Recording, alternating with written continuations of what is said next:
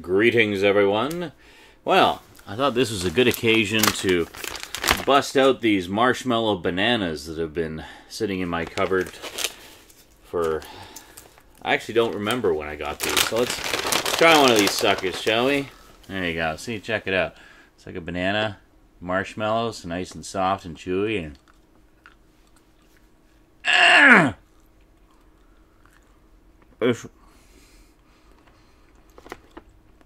It's become, oh my god, it's hurting my teeth. Ugh. It's like a rock, like a hard rubber rock. Alright, well, so much for that idea. Greetings and welcome to Movie Monday. Yeah, a little late tonight, I do apologize for that. Didn't get around to filming it before work. It's the way it goes sometimes. I figure as long as I get it out more or less within that 24-hour period, then we're good. I'm going to try to be doing them in advance when time allows so that, you know, I can pre-schedule them and whatnot. Anyway, what are we talking about today? Well, frickin' awesome sci-fi franchise dating back to the 60s. Planet of the Apes. Spawned 5 movies, a live-action TV series, and a cartoon, all of which are terrific entertainment. Really a lot of fun. And of course, it's been revitalized a few times over the years. Had, of course, the 2001 movie, which a lot of people don't really like. I thought there were aspects of it that were okay, but, you know, honestly, I didn't really care for it either. It's actually the only one that I don't have in the collection out of all the various iterations of Planet of the Apes. And then, of course, we had another attempt to revitalize it a few years ago with Rise of the Planet of the Apes, which took everybody by surprise. I think a lot of folks were just like, oh god, they're going to try to bring back Planet of the Apes again. Just let it rest already. It's had its day. It's done. And then we saw it, and boy, what a treat. I mean, just a treat of story and character development, and just showing how much CG has evolved over the past years. And when they actually put some effort into it, oh my god, they can do some amazing stuff. And I don't say that very often. And as far as I'm concerned, this movie also helped to cement, if there was ever any doubt, to cement Andy Serkis as the single finest motion capture performer alive today. I mean, he is not just a guy in a suit, you know, capturing more or less realistic body movements. I mean, he puts a full performance into every character that he plays, and boy, does it ever show. I mean, he is a good and proper actor. So, I was really looking forward to seeing the follow-up, especially since I had heard a lot of good things about it. I'm, of course, speaking of Dawn of the Planet of the Apes. Yes, so, picked it up fairly recently. You probably remember it in a recent update if you watch my videos on a semi-regular basis. And thought it was high time I checked it out, especially since, you know, my good friend Skinslip also had not seen it. Garbage Gamer also had not seen it. He actually hadn't seen Rise either. The only one of our little group of cinephiles who had seen it was Stoudman. And lucky bum, he got to see it in the theaters. It was one I wanted to see in the theaters, but I just didn't get around to it, unfortunately. Just work and stuff getting in the way. But finally checked it out, and ready to give you my thoughts. What did I think of Dawn of the Planet of the Apes? Well, let's find out today on Movie Monday on the Multimedia Chronicles.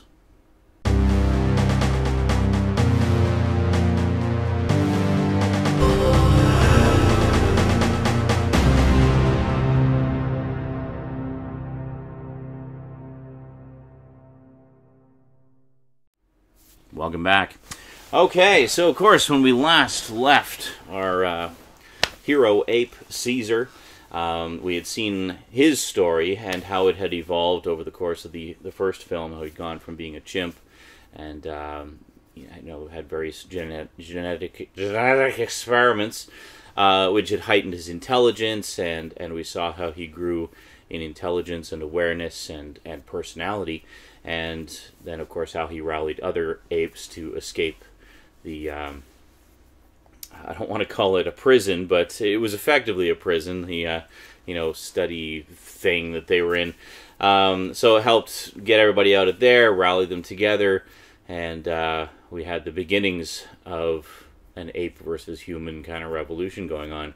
And then, for those of us who stuck around after the credits, or a little ways into the credits, we would have seen the world map showing how what was an intelligence heightening agent to apes was deadly to the vast majority of humans, and how that spread epidemic style across the earth. And in case you missed it, they released an expanded version of that worldwide map showing how the disease spread and wiped out a good chunk of mankind as a teaser video, like a viral video promo thing that circulated around prior to the release of Dawn. And if you missed that as well, it's recapped again at the beginning of the movie. So they want to make it really clear that the thing that made apes intelligent wiped out everybody else. Like, there's just a few pockets of humanity left who, I guess, were immune to it, and that was it. So it's very much, as you would expect from the other films, it's very much an end of the world story. But this one takes it in some very interesting directions. I mean, it was a big deal in the first one when Caesar first spoke, or he said no. He in this timeline is the ape that said no. And in Dawn, we can see that it takes place 10 years after Rise, so some time has passed. And Caesar has formed his own little society with the apes, and they've got their own kind of thing going, and they're teaching other apes and young apes. They're having kids, and they're all part of this genetic line, beginning with Caesar and those others who were exposed to the intelligence spray, as it were. They're all have that in their genetic code now. So all apes going forward will have this heightened intelligence, and so it shows how Caesar has had a couple of sons, and how they're building their society and such. And meanwhile, there's still some pockets of man, and then it shows how these a small group of humans meet up with the apes, not even realizing that they're there, and they just kind of bump into each other, and they try to get along. There's obviously conflict there. Some apes don't agree and think that humans' time is past and they should just be left to die. They should be punished for how they treated them back in the day, and there's a lot of drama and a lot of emotional tension, a lot of moral questions that are raised, and just a phenomenal film. I have to say, all I can think of watching these two movies is that is how you do a reboot. That is how you do, call it a remake, a reimagining, reinterpretation, whatever. A lot of fans say, you can even say that this is the origin story, because the original, I think I mentioned this when I talked about Rise of the Planet of the Apes a while back, the original movies actually take place across several timelines. There's actually a guide in this big box set that lays it all out for you and shows you how it splits off into different timelines. And then you can even work in the live action TV series and the animated series into that as well, because they refer to events from the movies, yet go off in their own directions. So you could simply look at this as not so much a remake or a reboot, but as part of the series, more of a prequel or a continuation or a side story, or this is how it happened in this timeline versus how it happened in the other timeline. One thing I noticed in Dawn is there's a lot of aspects of it. Rise very much draws upon elements from Conquest of the Planet of the Apes, if you're going to compare it to the originals. Dawn very much draws upon Battle for the Planet of the Apes, which was originally the last movie in the original 5-movie cycle.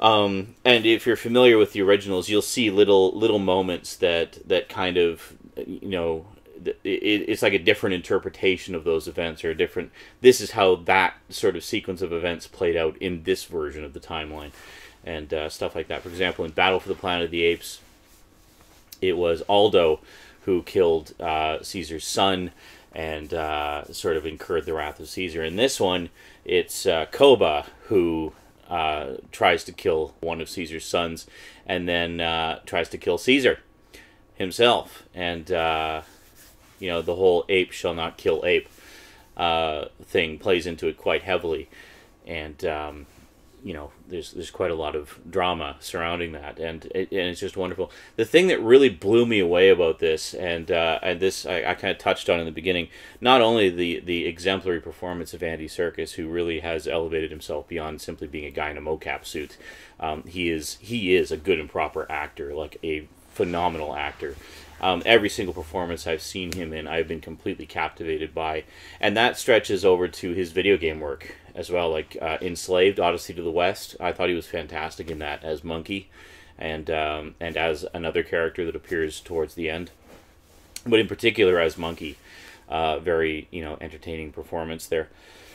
But as Caesar, in particular, I mean, I think his performance as Caesar actually surpasses his performance as Gollum, because we were talking about this, you know, Skinslip Styleband and I were talking about this as we were watching it, just watching his facial expressions. I mean, yeah, it's a CG face put over his face, obviously, but it's still his facial expressions, it's still his performance that is coming through that character, and he just conveys so much from just a simple gesture, or a twitch of the eye, or just the expressiveness of his face, and it's really quite amazing.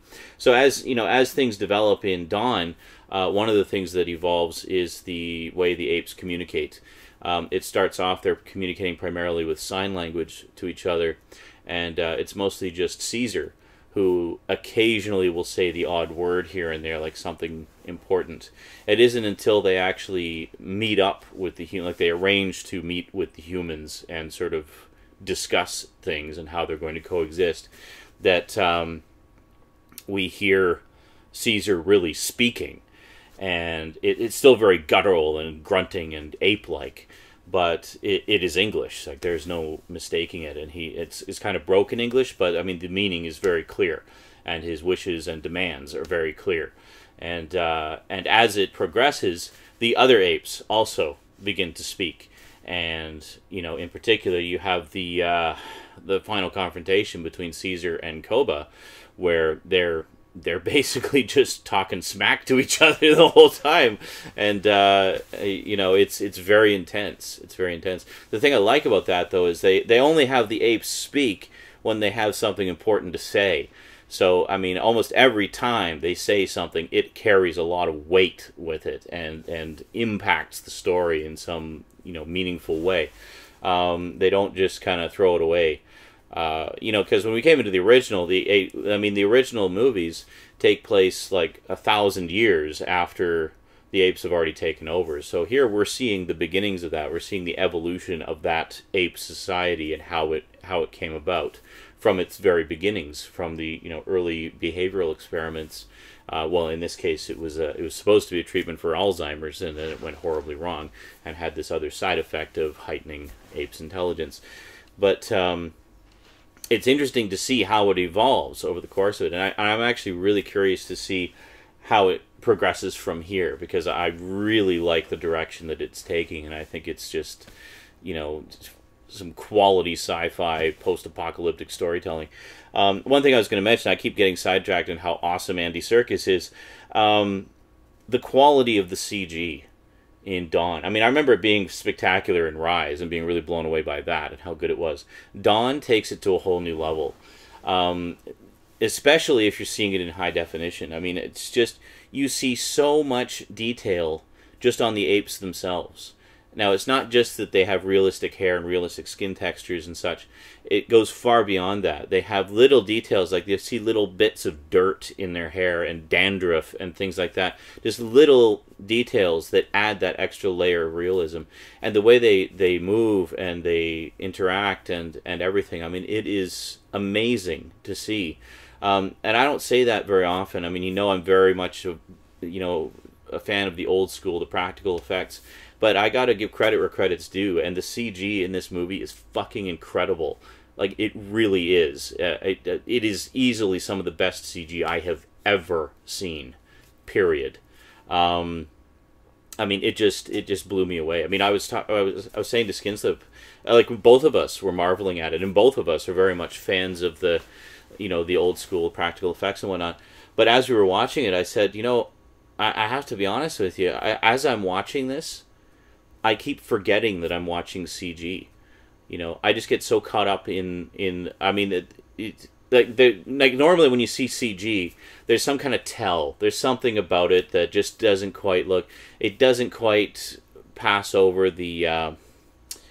What the hell is the term? The uncanny valley. It doesn't quite make that leap.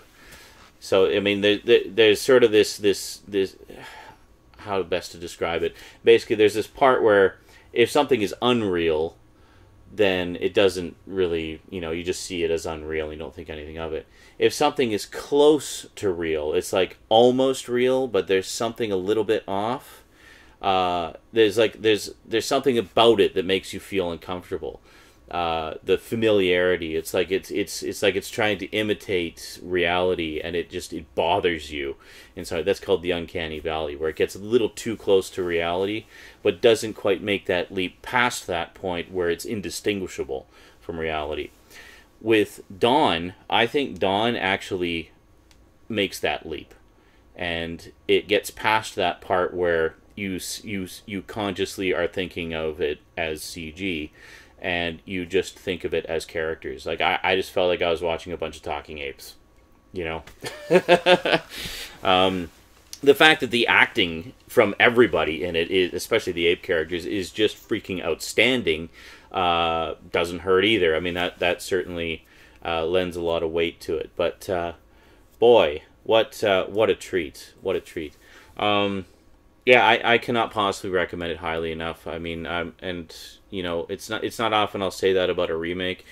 More often than not, my thoughts on remakes are, it was okay, but I still prefer the original. With this, I mean, I'll always prefer the originals just for nostalgic's sake, and also that's, they're great science fiction stories, and it's just a great fun saga. But as fresh entries in the saga, I absolutely love both of these movies, and I will watch them again and again, and I cannot wait to see where it goes from here. So Dawn of the Planet of the Apes is, well, definitely gets my highest possible recommendation. Definitely watch the first one first, because they definitely go together, definitely. Yeah. So be sure to check both of them out, especially if you're a fan of the original. If you have not yet, then what are you waiting for? You are missing out on a serious treat. Now, don't go into them, if you haven't seen them, don't go into them thinking that they're just going to be complete rehashes of the original, because they really aren't. They're taking a lot of the core ideas and kind of turning it on its ear and doing something I think is really interesting with them, and giving us, because we never really had a solid origin story before. They kind of touched on aspects of it in the, we had parts of the origin story. We had the version that Cornelius told us in the third movie, and then we had the fourth movie. We had Escape from the Planet of the Apes, where Cornelius tells us kind of the backstory, and then we have Conquest of the Planet of the Apes, where at first we think we're seeing that backstory play out, but we're actually not. It's a different take on events, because when Cornelius and Zero went back in time, they actually changed the course of events, and they jumped into a parallel timeline. So events play out in a similar fashion, but different. So that's one of the divergent timelines. And then Battle kind of shows where, the ape society is the last vestiges of humanity, and the ape society is kind of coming together, and the whole ape shall never kill ape thing. And that's very much what this. So this is like Conquest, this is like Battle, but very different at the same time. Like, you'll see familiar elements, but it also takes it in some very different and very fresh directions. Very fresh, funky fresh. So, yeah, I don't know what more I can say about it. They are freaking awesome, and I'm really, really enjoying them. Easily the best remake series out, period, right now. I don't think there's a single other remake franchise on the go right now that can even come close to holding a candle to just what high-quality films these are. They've really done an outstanding job. So big thumbs up to everybody involved. Keep up the good work, and can't wait for number 3. Alrighty. Well, I'd just like to take a moment to thank my highest level Patreon sponsor, Mr. Kyle Pellegrini. Thank you very, very much for the ongoing support, dude. Really appreciate it. And thank you to everybody else. Got a couple new sponsors this week. You'll see them in the list coming up. So check that out. And if you'd like to become a sponsor yourself and join the party, please do. Every little bit helps, even if it's $1 or $100. Whatever it is, every little bit helps, and it goes towards me being able to do more of this stuff for you. Alrighty, on Wednesday is my birthday, so I'm probably going to do some kind of impromptu live stream on Wednesday. Not sure what exactly. Might watch a movie, might play some video games. Haven't quite decided yet, so be sure to tune in for that and wish the Z-Man a happy birthday, or just, you know, show up and ridicule me for being old. Alrighty, that is it for me to you for now. So until next time, thank you for watching, and sayonara.